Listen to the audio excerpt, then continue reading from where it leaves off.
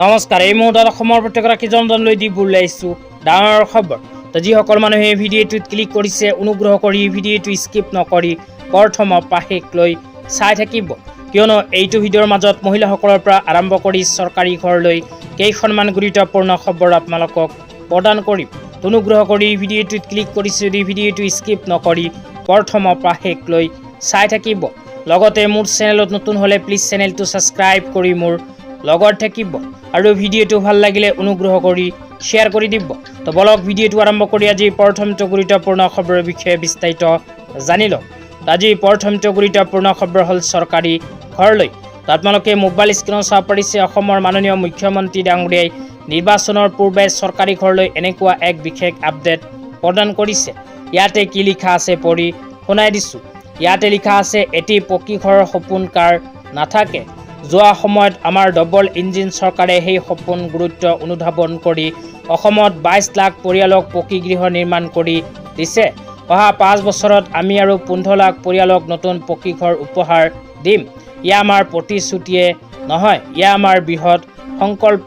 তো যিসকল মানুহে এতিয়ালৈকে চৰকাৰী PMAYG ঘৰ পোৱা নাই সেইসকল মানুহৰ বাবে আহি গ'ল ভাল খবৰ, কিয়নো যিসকল মানুহে এতিয়ালৈকে চৰকাৰী ঘৰ পোৱা নাই সেইসকল মানুহৰ ভিতৰত আকৌ নতুনকৈ 15 লাখ মানুহক প্ৰদান কৰিব চৰকাৰী ঘৰ।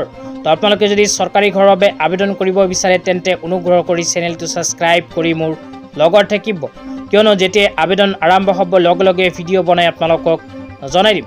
তেতিয়া আপোনালোকে কৰিব পাৰিব নতুনকৈ আবেদন। তেতিয়া আপোনালোকক দি বুলাইছোঁ আজি দ্বিতীয়টো খুবেই গুৰুত্বপূৰ্ণ খবৰ।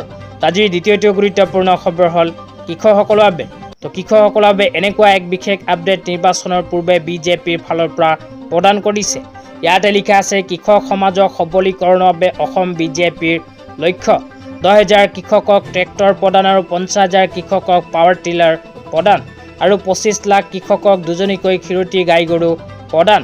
তো যিসকল কৃষকে ট্ৰেক্টৰ পাব বিচাৰে সেইসকল কৃষকক প্ৰদান কৰিব বিজেপি চৰকাৰে ছাবচিডি ট্ৰেক্টৰ লগতে আৰু প্ৰদান কৰিব পাৱাৰ টিলাৰ। লগতে আৰু কোৱা হৈছে 25 লাখ দুখীয়াসকলক দুজনীকৈ ক্ষীৰতী গাই গৰু প্ৰদান কৰিব। তেতিয়া আপোনালোকক দি বুলাইছোঁ আজি তৃতীয়টো খুবেই গুৰুত্বপূৰ্ণ খবৰ।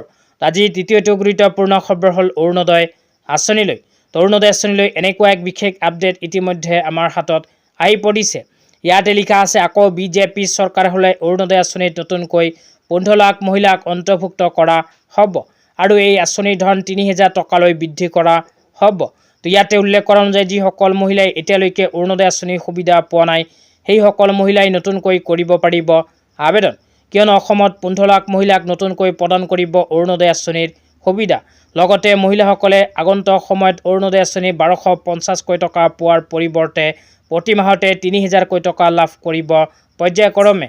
তো আজি ইমানেই। ভিডিঅ'টো চাই কেনে পালে নিশ্চয় এইটো ভিডিঅ'ৰ কমেণ্ট বক্সত কমেণ্ট কৰি জনাই দিব।